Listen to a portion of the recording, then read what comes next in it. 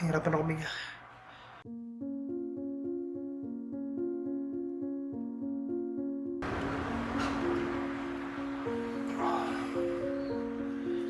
Good morning, guys. Okay. Anong oras na? Okay. 9 AM ng umaga. This is my second day. Actually, hindi ako masyado nakatulog. Kasi hindi ako makalunok. Sumasakit yung sore throat ko. This is my second day. Medyo may fever pa ako. So, chinik ko siya.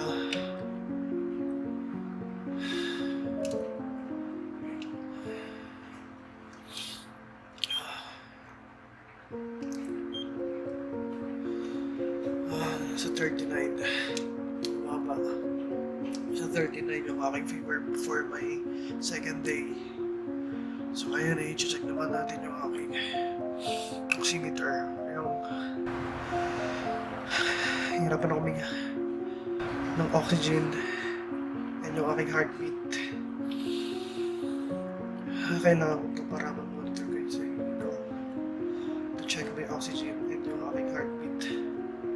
So far, okay. Normal yung aking oxygen nasa 90. So hindi siya bumaba ng less than 94%. So safe, okay siya. Nahirapan lang ako huminga din siguro sa colds. And yung aking sore throat, hindi ako masyado nakatulog.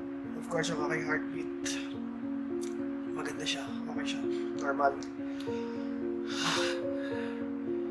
Hindi ako masyado nakatulog kasi may sore throat ako. Na-develop na siya overnight.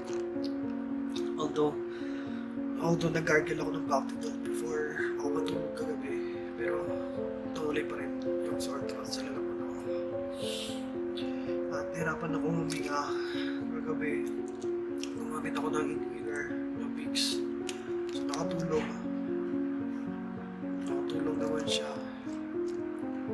At parang medyo tinatamad rin ako ng buhok. So bilang din ako ng Sonmux. Hirap ang salita. At nagpahid din ako ng Vicks para medyo ma-refresh din yung paghinga ko kasi nahirapan ako gabi huminga. Bumaba rin yung sipon ko sa lalaman ng buhat. Hirap lumunok dahil dun sa sore throat.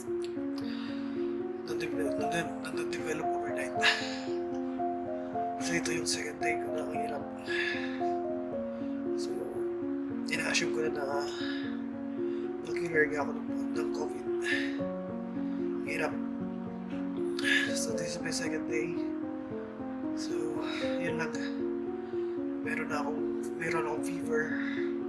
Meron akong sore throat. Nanamuha na siya overnight. Meron akong sipon. At yung body pain, sumasakit na yung katawan ko. Lalo na yung back. Masakit. At hirapan ako huminga. Anyway, yun lang. This is my second day. Bye guys. See you tomorrow.